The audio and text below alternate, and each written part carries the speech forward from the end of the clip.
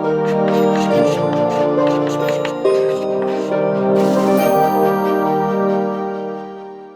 Friends, पिछले video में हम लोगों ने समस्तरी समाकलन की बात की थी जब हम लोगों ने बाजार मांग की बात की थी, लेकिन उसी में थोड़ा सा कंफ्यूजन हो जाता है कुछ लोगों को, तो वो कंफ्यूजन ना रहे उसको समझाने की बात है।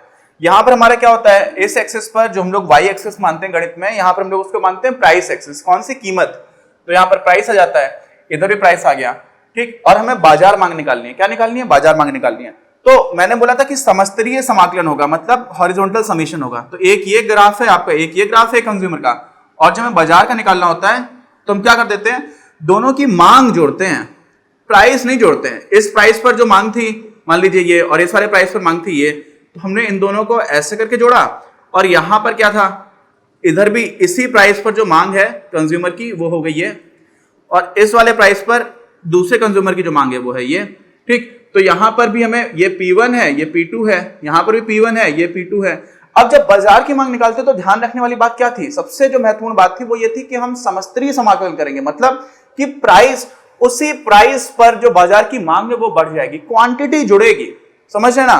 प्राइस नहीं जुड़ेगा। अगर आपने प्राइस जोड़ना स्टार्ट कर दिया तब तो बिल्कुल ही गलत हो जाएगा। समझ रहे ना? क्यों? क्योंकि भाई P1 पर ये कंज्यूमर इतना मांग रहा है, और P1 जब प्राइस है, P1 मान लो 10 रुपए है, तो 10 रुपए पर एक कंज्यूमर कितनी मांग कर रहा है, दूसरा कंज्यूमर कितनी मांग कर रहा है, उन सबको जब आप मिला दोगे, समझ रहे हो ना, जब सबको हम मिला देंगे तब हमें क्या मिलेगा? तब हमें मिलेगी मार्केट डिमांड, यानी कि बाजार की मांग। तो हम लोग क्या करेंगे, इस चीज को और इस चीज को जोड़ देंगे, तब हमें बाजार की मांग मिलेगी। तो ये और ये जोड़ दिया तो हमें ये जो मिल गया ना, यहां पर ये बिंदु, ठीक, ये हमारी बाजार की मांग पर वो होगा, क्या होगा, उस पर आपको ये वाला बिंदु मिलेगा। यहां पर ये जोड़ा और ये जोड़ा, इन दोनों को जब आप जोड़ दोगे, इतना प्लस इतना, तो इतना प्लस इतना जोड़ा, रफली बना रहा हूं बिल्कुल, तो आपको ये जो ऐसा कर्व मिल जाएगा ना, ये होगा बाजार का कर्व। लेकिन ये वाला पॉइंट जो है ना, प्राइस, वो P1 ही रहेगा, ठीक है।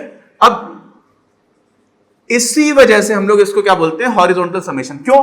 क्योंकि देखिए, एक ये ग्राफ है, एक ये ग्राफ है, यहां पर जो हॉरिजॉन्टल यानी कि समस्तरी, यानी कि क्षैतिज दिशा में जो जो चीजें हैं उनको आप जोड़ते जा रहे हो। तो आपने इसको और इसको जोड़ा जो वर्टिकल डायरेक्शन में है। ऐसा नहीं है कि आपका P1 ऐसा था तो आपने ये वाला P1 ये वाला P1 जोड़ करके तो यहां पे आप P2 कर दोगे, यहां पर प्राइस हो जाएगा। प्राइस नहीं आएगा, प्राइस वहीं पे रहेगा। समझ रहे हो?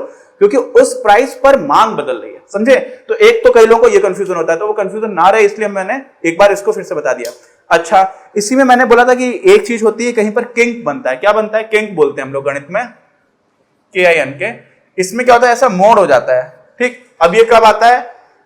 जब आप दो लाइंस को जोड़ रहे हो। किसको जोड़ रहे हैं? दो लाइंस तो नहीं, दो लाइन सेगमेंट से, दो रेखाखंड जोड़ रहे हो। अब रेखाखंड को क्यों जोड़ेंगे हम लोग यहाँ पर? देखिए अभी आपको समझ में आ जाएगा। तो हमारी किताब में एक उदाहरण दे रखा है, दो क्या दे रखे हैं हमें, मांग वक्र दे रखे हैं और रैखिक मांग वक्र है। कैसे हैं? रैखिक। तो हम रैखिक मांग वक्रों को जोड़ करके देखते हैं यहाँ पर। अच्छा, तो उनका एक एक तो हमें क्या दे रखा है, रैखिक मांग जो वक्र है उनका समीकरण दे रखा है, ठीक। तो एक समीकरण आपको दे रखा है 10 - P, D1P बराबर 10 - P। इसको समझना, तो पहले तो उस समीकरण को हम लोग समझना स्टार्ट करते हैं कि इसका मतलब क्या है। देखिए क्या मतलब इसका, D1P मतलब जो पहला उपभोक्ता है उसकी डिमांड। तो D1 मतलब उसकी डिमांड किस चीज की, क्वांटिटी कितनी मांग कर रहा है, कितनी मात्रा की मांग कर रहा है, वो किस पर निर्भर कर रही है? P पे कर रही है। सीधी सी बात है, कीमत पर करती है। यही तो मांग का नियम होता है कि कीमत पर जो भी मांग कितनी करनी होगी वो जब हम निकाल लेते हैं तो वो मांग का नियम बन जाता है। और वो कितना है इस केस में? 10 - P है, ठीक। इसका मतलब क्या हुआ कि अगर इस उपभोक्ता के पास क्या होगा, अगर इस उपभोक्ता के पास मान लीजिए प्राइस 0 है, तो यहां पे आप 0 रख दोगे तो 10 में से 0 जाएगा तो कितना बचेगा? 10। यानी कि जब आप इसको फ्री में कोई चीज दे रहे होगे, कितनी फ्री में, तभी ये 10 इकाई मांगेगा, उससे ज्यादा नहीं मांगेगा। तो देखिए यहां पर हमारा है 1 2 3 4 5 6 7 8 9 10 ये बिंदु।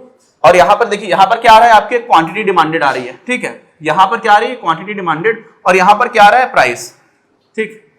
तो ये तो हमारा प्राइस हो गया। अब इसी तरह से कितनी मात्रा की मांग करेगा वो हम लोग किधर दिखाएंगे? हम लोग दिखाते हैं उसको समस्तरीय अंश पर, यानी कि एक्स एक्सिस पर। ये एक्स मान लेते हैं हम लोग गणित में, यहां पे हम लोग इसको समस्तरीय बोलते हैं, क्षैतिज अक्ष पर, ठीक है। तो ये भी हमारा हो जाएगा 1 2 3 4 5 6 7 8 9 10, ठीक। 1 2 3 4 5 6 7 8 9 10। अभी क्या हुआ, जब उसका प्राइस कितना है, 0 है। यहां पे आप P अगर 0 डालोगे तो आपको D1P क्या मिल जा रहा है, 10 मिल जा रहा है। इसका मतलब प्राइस 0 कहां पर है, यहां पे तो प्राइस 1 है, तो यहां पर तो बात नहीं है, यहां पर प्राइस 0 है इस बिंदु पर, तो क्वांटिटी आपको क्या मिल रही है, 10 मिल रही है। ठीक, और ये रैखिक समीकरण है ना। अब रैखिक समीकरण में क्या होता है, आपको कोई भी दो बिंदु मिल जाए तो आप पूरी की पूरा वो रेखाखंड या रेखा बना सकते हो। तो यहां पर क्या है, अगर प्राइस 10 हो जाए, कितना हो जाए, अगर आप प्राइस कर दो 10, तो आपको डिमांड क्या मिलेगी पहले कंज्यूमर की, देखिए इसमें रखे, देखिए 10 में से आप 10 घटा दोगे तो 0 बच जाएगा, यानी कि डिमांड हो जाएगी 0। तो क्वांटिटी डिमांडेड, जितनी मात्रा की आप मांग कर रहे हो वो क्या हो जाएगा, 0 हो जाएगा। अच्छा, ये क्यों करके दिखा रहा हूं, मैंने पहले किया हुआ है लेकिन इसमें थोड़ा सा चेंज है, और वो चेंज समझने के लिए हमें करना पड़ेगा ये चीज फिर से। देखिए, तो 10 आपका ये था, एक बिंदु ये मिला हुआ है आपको और एक बिंदु आपको ये मिला हुआ है, इन दोनों को हम मिला देते हैं तो हमें क्या मिल जाएगा, तो हमें मिल जाएगा इस उपभोक्ता का मांग वक्र, और ये रैखिक है, दिख रहा है कि सीधी सीधी एक रेखा है ना। ऐसे ही दूसरा मांग वक्र में दे रखा है, मान लीजिए D2P। D2P क्यों, दूसरा कंज्यूमर है, दूसरा उपभोक्ता है, तो उसकी भी जो मांग है वो प्राइस पर निर्भर कर रही है, हर एक की करती है। ये कितनी हो गई, ये हो गई 12 - P। ठीक है, इसका मतलब जब प्राइस 12 हो जाएगा तब ये 0 मांग करेगा, कितना, 0। जबकि ये वाला कब कर रहा था, जब 10 आप कर रहे थे। जब 10 रुपए का हो गया तो उसके ऊपर ये चाहे 10 कर दो या फिर 11 कर दो, 12 कर दो, ये एक भी वस्तु नहीं खरीदेगा, और ये 12 रुपए तक एक वस्तु खरीद लेगा। ठीक, तो यहां पर क्या करेंगे हम लोग, 1 2 3 4 5 6 7 8 9 10 11 12। ठीक, और ऊपर वाले पॉइंट से आप लिख सकते हो, ये ऊपर क्या है, प्राइस बता रहा है, लेकिन 12 जैसी हो जाता है तो ये 0 खरीदता है। तो 0 कहां पर हो जाएगा, इधर वस्तु की मात्रा है तो 0 तो इसी पर आएगा यहां पर, लेकिन 12 आ रहा है प्राइस, तो ये वाला बिंदु में मिल गया। ऐसे ही हम इधर पर बना देता हूं। ठीक है, देखिए, तो अब यहां पर ये मैंने बना दिया। अब क्या हो रहा है, यहां पर ये इसमें 12 रुपए पे 0 मांग कर रहा है, और अगर प्राइस कर दो आप 0, तो 0 प्राइस पर क्या मांगोगी, 12 में से आप P की जगह 0 कर दोगे तो मिल जाएगा 12। यानी कि जब 0 यानी कि फ्री में कोई वस्तु मिल रही है तो ये 12 वस्तुओं की मांग कर रहा है। ठीक, यानी कि ये भी एक रैखिक है, क्या, मांग वक्र, ये मांग वक्र भी रैखिक है। अब हमारे पास अगर ये दो उपभोक्ता किसी बाजार में मौजूद हैं और हमें अब बाजार की मांग निकालनी है, क्या निकालनी है, बाजार की मांग, तो हम कैसे निकालेंगे, इसकी बात करनी थी। तो अब देखिए, बहुत ही आसान है। यहां पर देखो, दोनों मैंने एक ही जैसे बनाने की कोशिश की है। यहां पर ये देखिए 10 आ रहा है और यहां पर ये 10 आ रहा है। ठीक है, इसका मतलब क्या हो रहा है, ये देखिए दोनों 10 और 10 आ गया, दिख रहा है आपको। तो हो क्या रहा है कि 10 रुपए से ऊपर जब आप जा रहे हो ना, तो वहां पे वो उपभोक्ता की मांग क्या है, 0 है। देखिए कोई भी मांग नहीं है यहां पर, 10 के ऊपर इधर कुछ भी मांग नहीं कर रहा है, और 10 रुपए के ऊपर सिर्फ और सिर्फ आपका ये वाला उपभोक्ता ही मांग कर रहा है। कौन सा, ये वाला उपभोक्ता। ठीक, तो ये 10 रुपए के ऊपर की जो मांग की बात आएगी ना, वो सिर्फ इस उपभोक्ता की आ जाएगी, क्योंकि उसकी मांग तो 0 हो गई। और 10 के नीचे जैसे ही आप आ जाओगे, तब दोनों की मांग क्या हो जाएंगी, जुड़ना शुरू हो जाएंगी। जैसे मान लीजिए 10 रुपए है, तो 10 रुपए पे कुल मांग क्या होगी, 10 रुपए पे इसकी मांग है 0, और इस इंसान की मांग कितनी है, जब 10 रुपए है तो देखिए D2 10 मतलब 10 रुपए पर मांग, 12 में से आप 10 घटा दोगे तो 2 इकाई की मांग आ रही है। ठीक, और इसकी कितनी आ रही है, इसकी आ रही है 0, हम लोग ने निकाला हुआ था। जब P है आपका 10 तो मांग आ रही है 0। अब ऐसे ही देख लो कि अगर हमें बाजार की मांग निकालनी है 8 रुपए पे, कितने रुपए पे, 8 रुपए पे, समझ रहे हो आप। तो 8 रुपए पे बाजार की मांग क्या होगी, पहले उपभोक्ता की मांग और दूसरे उपभोक्ता की मांग, दोनों को मिला देंगे तो पहले उपभोक्ता की मांग कितनी हो गई, 8 रुपए पे। तो 8 कर देते हैं यहां पर, ये हो जाएगा 10 - 8 = 2। ठीक, ये आपका आ गया। ऐसे ही यहां पर क्या हो जाएगा, इसकी 8 रुपए पे मांग क्या आएगी, इसकी 8 रुपए पे मांग आएगी 12 - 8 = 4। समझ गए। तो अब पूरे बाजार की मांग क्या होगी, तो हम लोग बाजार की मांग को कैपिटल डी लिख देते हैं। तो कैपिटल डी 8 पर क्या हो जाएगी, कैपिटल डी 8 पर हो जाएगी ये धन, ये दोनों है, दो ही उपभोक्ता है हमारे बाजार में, एक काल्पनिक बाजार है जिसमें 2 ही उपभोक्ता है, दोनों को मिला दिया तो कितना हो गया, 2 धन 4 = 6।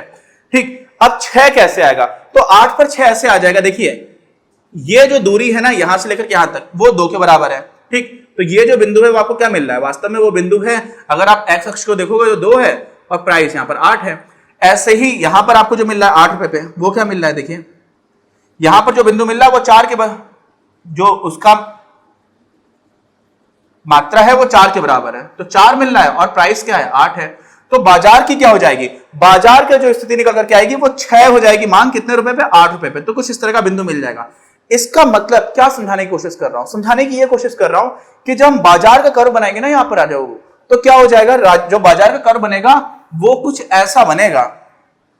ये हो गया आपका, ये हो गया, और यहां पे अगर 12 है और यहां पर अगर 10 है, तो यहां से यहां तक तो जो ये वाला इंसान था सिर्फ उसी की मांग चलेगी, क्योंकि दूसरे इंसान के तो शून्य है। और उसके बाद क्या हो जाएगा, यहां से एकदम से कहानी थोड़ी सी बदल जाएगी, ऐसी हो जाएगी। मतलब इतना ज्यादा स्लोप नहीं आएगा, बट हाँ काफी ज्यादा स्लोप आ जाएगा।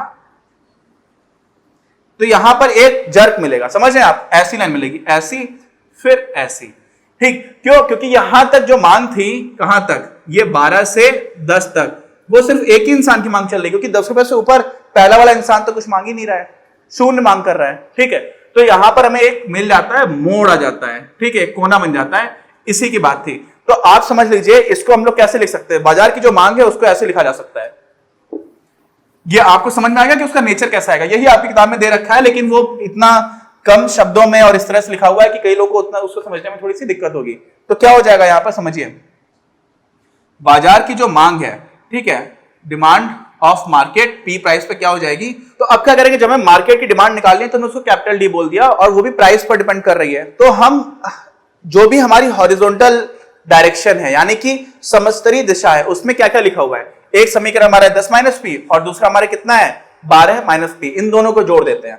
12 माइनस पी में आप 10 माइनस पी जोड़ोगे तो आपको क्या मिलेगा, 22 माइनस 2p, 2p, है ना, ये मिल गया। तो अब यही हमारी क्या हो गई, मार्केट डिमांड हो गई, ठीक है। लेकिन ध्यान रखिए, ये जो मोड़ आ रहा था ना, क्यों आ रहा था, क्योंकि 10 के ऊपर ये तो कुछ भी नहीं खरीद रहा था, तो 10 के ऊपर की जो मांग है वो सिर्फ एक ही इंसान की मांग है, और वो मांग क्या थी, 12 माइनस पी, वो क्या थी, 12 माइनस पी। तो ये मांग सिर्फ तब तक चलेगी जब तक जो आपका प्राइस है वो क्या है, 10 से छोटा या 10 के बराबर है, समझ गए। और जैसे ही आप 10 से ऊपर जाओगे वैसे ही क्या हो जाएगी, तो हम लोग इसको ऐसे लिखेंगे, डीपी जो है वो इसके बराबर है, पूरे के बराबर, 22 माइनस 2p, कब, जब प्राइस 10 तक है, 10 या उससे कम है, ठीक है। और ये क्या हो जाएगा आपका, क्या हो जाएगा, जब 10 से ऊपर है, तो 10 से ऊपर तो सिर्फ एक ही उपभोक्ता मांग कर रहा है, दूसरा तो कर ही नहीं रहा है, तो 10 रुपए के ऊपर जो मांग हो जाएगी वो हो जाएगी 12 माइनस पी। और ये कब तक है, ये भी हमेशा नहीं है, ये तब है जब तक आपका जो कुल प्राइस है वो कितना है, 12। निगेटिव मांग का कोई मतलब होता नहीं है, ऐसा तो नहीं है कि आप 13 रुपए कर दोगे तो मैं -1 मांग कर रहा हूं, है ना। तो इस वाले केस में क्या हो जाएगा, 10 से लेकर के 12 के बीच में है, तो आपको ये मांग मिल जाएगी, समझ गए। तो ये कुल मिलाकर के बात थी, और इसी में ये हॉरिजॉन्टल समेशन हो रहा था। तो आपने ये, अब ये जो दूरी है वो क्या है, सीधा सीधा है 10 माइनस पी, और पी में आप जो भी रखते जाओ, और ये क्या है आपका 12 माइनस पी है, 12 माइनस पी, दोनों को जोड़ दिया 22 माइनस 2p हो गया। ये हमारा सीधा सीधा सॉल्यूशन है। अच्छा, अब देखते हैं, मान लीजिए 4 है, तो 4 पर ये वाला इंसान कितनी मांग कर रहा है, 8 मांग कर रहा है, ठीक है, कितनी मांग कर रहा है, 8। तो देखिए ये वाला बिंदु जो है आपको 8 पे मिल जाता है। और ऐसे ये वाला इंसान कितनी मांग करेगा, 6, क्यों, 10 में से आप 8 4 घटाओगे तो मिलेगा 6, तो ये वाला इंसान 6 कर रहा होगा, कितना कर रहा होगा, 6। तो आप ऐसे करने से होगा क्या रहेगा ना, एक बार जब हम ये सब करने लग जाते हैं तो हमें समझ में आ जाता है, क्या समझ में आ जाता है कि कहां पर कितना हो रहा होगा। ग्राफ उतना थोड़ा ठीक से भले ही ना बनाओ, इस वजह से ऊपर नीचे हो गया हो, अदरवाइज ये पॉइंट एकदम एग्जैक्टली 6 पर आएगा। तो मांग, बाजार की मांग क्या होगी, जब प्राइस 4 है, 8 और 6 14 होनी चाहिए। अब 14 निकालने के लिए अगर आपको ये आपने निकाल लिया, तो आप यहां पे देखिए पी की जगह 4 डाल दीजिए, तो पी की जगह 4 डालेंगे तो क्या मिलेगा, 22 माइनस 2 गुणे 4 यानी कि 22 माइनस 8 यानी कि 14। तो यहां से आपको सीधे सीधे क्या हो जाएगी, बाजार में कुल मांग है वो मिल जाएगी। तो ये मैंने क्या बताया, ये बताया कि दो रैखिक मांगों को जोड़ते हैं, जो पहले भी डिस्कस किया था, लेकिन वर्टिकली नहीं जोड़ते हैं, ऊर्ध्वाधर जो स्तर होता है ना उसमें नहीं जोड़ते हैं, हम लोग समस्तरीय जोड़ते हैं। और वो क्यों जोड़ते हैं, कैसे जोड़ा जाता है, और जब दो रैखिक समीकरण दिए हो तो कौन सी गलती नहीं करनी है, ये सारी बात हम लोगों ने कर ली। और इसके पहले का जो वीडियो है उसका लिंक आपको दिख जा रहा है अभी। और हमेशा ही सारे वीडियो जो है ना वो एक करके आ रहे हैं, लेकिन कुछ ऐसी प्लेलिस्ट है जिसमें वो एक साथ शेयर नहीं हो रहे हैं, तो कुछ बच्चे कंफ्यूज हो जा रहे हैं। तो इसलिए जो हमारा चैनल आप उसको सब्सक्राइब करेंगे तो उसमें आपको प्लेलिस्ट में सारे वीडियोस एक साथ मिल जाएंगे, ठीक है। और साथ में इस पर्टिकुलर वीडियो के नोट्स भी आपको डिस्क्रिप्शन में मिल जाएंगे। तो प्लीज सब्सक्राइब करिए चैनल, जिससे कि हम लोग कभी भी जो कुछ भी लेकर के आ रहे हैं वो सारी चीजें आपको ठीक से टाइम पर मिलती है और कोई भी कंफ्यूजन ना हो। मिलते हैं अपने अगले वीडियो में। अपनी क्लास का उद्देश्य आप सभी के लिए आप ही की भाषा में गुणवत्तापूर्ण शिक्षा उपलब्ध कराना है। कक्षा 12 तक के सभी प्रमुख विषयों पर हम वीडियोस बना रहे हैं और कुछ विषयों पर वीडियोस आपके अपने चैनल अपनी क्लास की ही अन्य प्लेलिस्ट पर अपलोड भी हो चुके हैं।